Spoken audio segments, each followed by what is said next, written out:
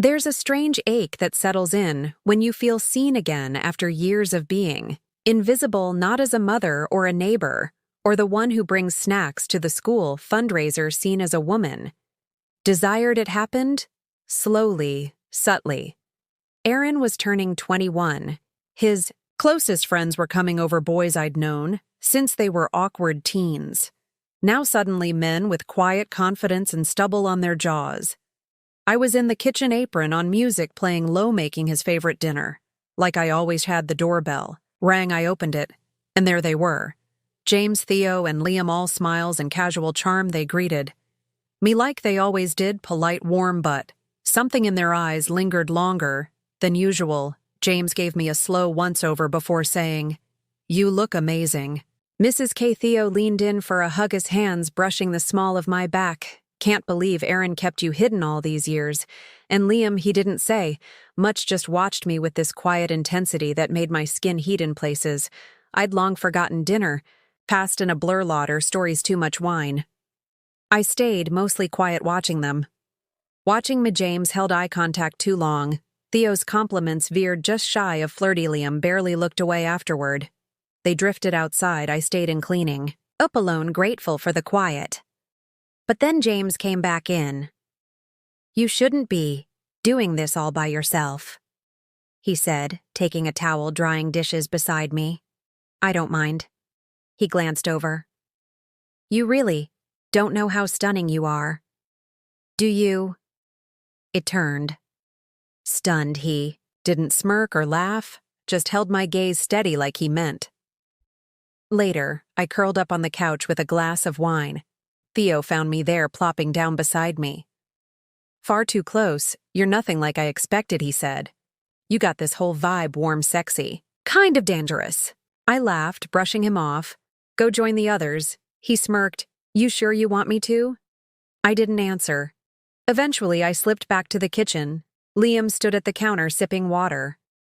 "I needed some quiet," I said. He nodded, me too. For a moment, we just stood there. No noise, no distractions. "You do a lot," he said, and noticed. "You make everything feel like home." That landed somewhere deep. The next morning, the house was quiet. Aaron had gone out for brunch. I padded into the backyard with coffee, replaying the night before. I hadn't done anything wrong, but something had changed, and then James returned. "I was hoping you'd be alone," he said, stepping onto the patio. "For what?" He shrugged. "To see you." I raised a brow. "You didn't come for Aaron." "No," he said. "I came for you." He walked closer. "You're not just beautiful, you carry yourself like you've been through things. That kind of grace is rare."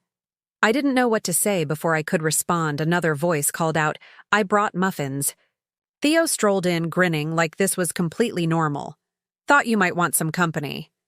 I blinked. "You do planned this?" They both laughed. "Nope," James said. "Guess we just had the same idea." Theo handed me the bag, his fingers brushed, mine lingering. "I'm not sure what this is," I said carefully. "You don't have to be sure," Theo replied. "You just have to feel it."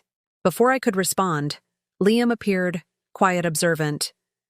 "Hey," he said softly. "Mind if I sit?" We all sat under the pergola, pretending this was casual, but it wasn't. There was a shift, a new energy. They watched me, not like a mom, not like Aaron's caretaker. Like I was something else, someone they wanted when Aaron got back. The spell broke. Laughter returned to its usual pitch. I slipped into the background as I always had. But later, as they said goodbye, James held my gaze. "Take care of yourself," he said. There was something deeper beneath. They kissed my cheek. "Hope to see you again soon," he whispered. "Just us." And Liam lingered, eyes searching mine. He didn't say anything he didn't need to. That night, I stood in front of my mirror. Same face, same lines, same woman who raised a boy into a man. But something was different. I was different. I hadn't asked for it. I hadn't encouraged it, but the ache was there. Now real, undeniable. The ache of being noticed, desired, alive, and I couldn't unfeel.